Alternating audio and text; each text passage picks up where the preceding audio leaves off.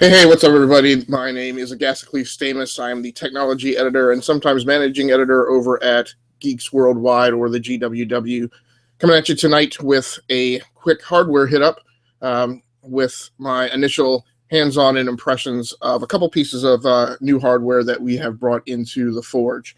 Um, so, what I'm going to be talking about tonight is the ioGear Chimera M2 dual mode gaming mouse. So we'll be bringing that up here shortly, um, as well as the ioGear Mechlite mechanical gaming keyboard.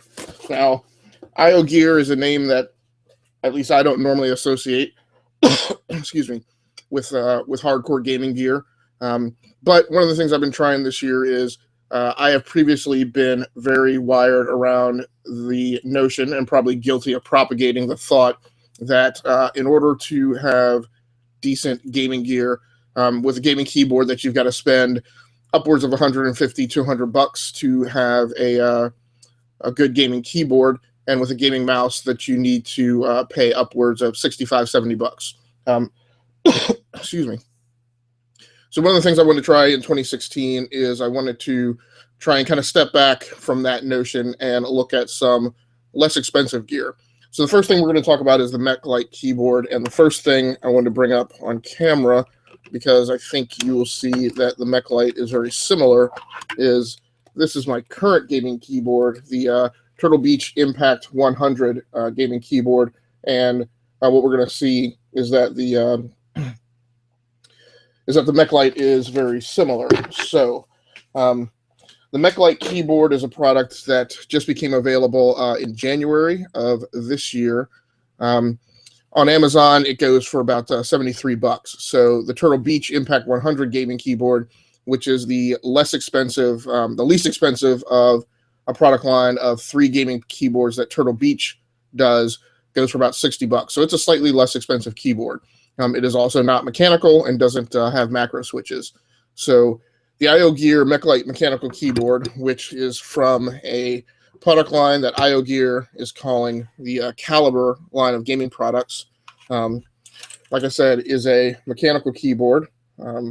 Sorry, my lighting in here is not that great tonight, but a few things that it features. It features these WASD switches, which are where your arrow keys typically are. I'll try and get a little closer, although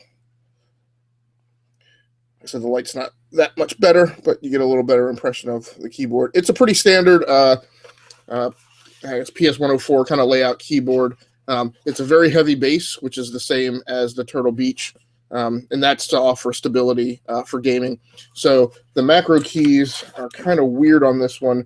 They're right here, kind of laid along the interior, and they are on top of, or a multifunction of the YUIOMP keys. It features multimedia controls and internet browser controls as well. Like I said, it's a mechanical keyboard with blue cherry switches. Let's give it a listen.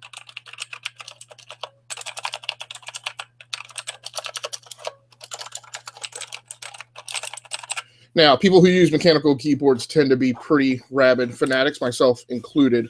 The reference to blue cherry switches, each different color type of cherry switch has different characteristics. Blue switches actuate the click halfway through the depression of the key, so the audio feedback is pretty soon after you depress the key. Now, for people who are really great typists, what that means is that they will learn to not push all the way through bottoming the key out before they lift off the key, which may allow them to type faster and with lesser effort. I'm trying to think of a good term for it, but I tend to bottom out the keys all the time and type very heavily, so I tend to prefer black cherry switches. Although some gamers and mechanical keyboard enthusiasts will say that that black keys tend to be a little mushy.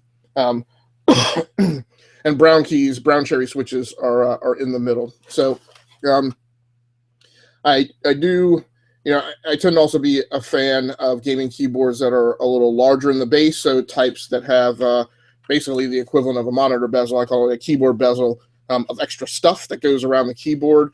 Both this and the Turtle Beach Impact 100 tend to be very kind of slimline form factors. It has a few light indicators up here, which are standard for your number lock and caps lock key. I've gotten a few gaming keyboards that haven't had the light indicators, which is a little weird for me, particularly with caps lock, because it means you basically have to type in an open space of text somewhere to verify whether or not your caps lock switch is on. A couple other touches that I like. Again, this will be hard to see, but it does have cable tunnels for you to run your cable through, your cableways, for you to route your cables. The other thing I like is this keyboard has kind of big, meaty rubber pads, so it should be very stable on the desk, and it has those, in all four corners, as well as kind of some very kind of minor rubber pads here for some additional resistance. And the big thing that I always insist on having is the fold-out keyboard stands at the back of the keyboard, because I do always prefer to type with my keyboard at an angle. So this is a very robust keyboard. It may not have all the bells and whistles of other types of mechanical keyboards. I think, yeah, this is backlit. So once it's plugged in, the keys will light up with a blue light. The Turtle Beach Impact 100 is not backlit. So again, that's kind of a step up. $73 keyboard. I think that is about it. It's one Windows key, braided cable, so that's always nice to have for slightly higher quality. Now, didn't really leave myself a good amount of space to put this thing down. Now, the thing I'm even a little more excited about is this Chimera M2 gaming mouse. So this has 3 different levels. I got to look at the box to remind myself of the specs, but this one has 3 different levels of tracking. It's got 2000 DPI. I think it's 2000, 1000, and 1500. So those sensitivity modes are switchable using the 2 keys located along the spine, which is pretty standard for a gaming mouse. The plastic isn't that great. It's not. I really like mice that have kind of that non-skid material on the top, very frictiony surface. This one is pretty slick, so I don't know how well I'm gonna mate with this. My hand's gonna mate with this mouse when it's in use. One thing that I do like is along the side here, it does have this small section, which is about maybe a couple inches here, of rubberized material, so that when you're holding it on the outside of the mouse with your ring finger, you should gain a little more traction there. Tactile feel of the wheel is pretty good. A few gaming mouse, one of the gaming mice I have, and there are a few others out on the market, will allow you to click and depress, and the wheel will go into a freewheeling kind of flywheel mode. Not a fan of that. I like being able to feel the clicks as I scroll wheel through. Doesn't have a ton of buttons, so it's got no buttons on the offhand side if you're a right-handed mouse user. It does have 2 interior buttons here, and then standard left and right mouse buttons, as well as a click wheel, and then just these 2 DPI switches along the top. And then you get your indicator of what, I'm not sure if you guys can see that. You get your indicator of where, what DPI setting you have by these 3 hash marks on the front left foot of the mouse. A couple of neat things about this. Along the bottom, it's got 2 different optical sensors. So it has one for a power saving mode. This is a wireless mouse, by the way. A little more on that later. But the way I'm showing it right now is in the wireless mode. It is referred to as a dual mode mouse. So it has an energy saving IR mode for you to use when you're just doing standard desktop kind of admin stuff. And then it has the higher sensitivity gaming optical sensor here on the side where I have my thumb. It's got a 1, 2, 3, 4, 5 kind of slick feet on the bottom to keep the mouse gliding along nice and smooth. One thing I haven't figured out, it has an open switch, but I haven't been able to tell that the bottom opens. I do have some gaming mice where the bottom opens to allow you to weight the mouse down, which I always prefer a heavier mouse feel. So I'm not exactly sure what that open switch is. It may be to allow you to detach the cable. I'm not absolutely positive. Again, more on the cable here in a few seconds. The power switch is a 3-way switch, so you have the ability with a switch to set it in that power saving mode or in gaming mode, or to turn the power off. As far as I can tell, it has an internal power source. Not like AAA batteries or AA batteries like I have with some wireless mice. And you can see it there on. So it turned on and had some residual battery charge as soon as I took it out of the box. What's a little unique about this mouse is this is the IR base, and it's the charging base. I still haven't gone through the documentation, so I'm not exactly positive exactly how this connects to your PC, but as you can see here, it mates to the bottom to charge. Now, the thing about this that's a bit unique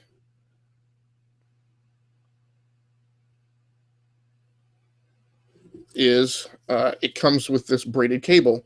And what this braided cable is supposed to be used for, it's actually a double USB connection. So I guess one, and again, I literally took it out of the box like 2 minutes before I started recording, so please don't expect me to know everything about this mouse just yet. It's the whole point of doing these out-of-the-box episodes. So it has a USB split cable.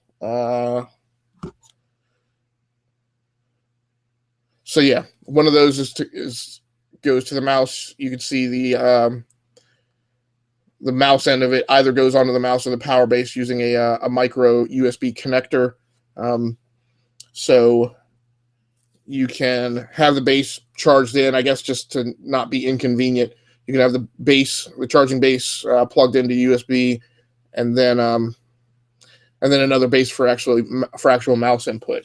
So when you get low on batteries, or if you're just one of those people who feels that in order to be the best gamer you can be, that you prefer to be on a wired connection, which is typically how I feel. None of my personal gaming mice are wireless mice. They're all wired. But you can take the micro USB connector, plug it into the mouse to use as a wired gaming mouse. So that's pretty neat. There are other mice like that on the market. I believe Razer has one that a buddy of mine at work has, and I think this open switch is just, like I said, for you to detach the cable. All right.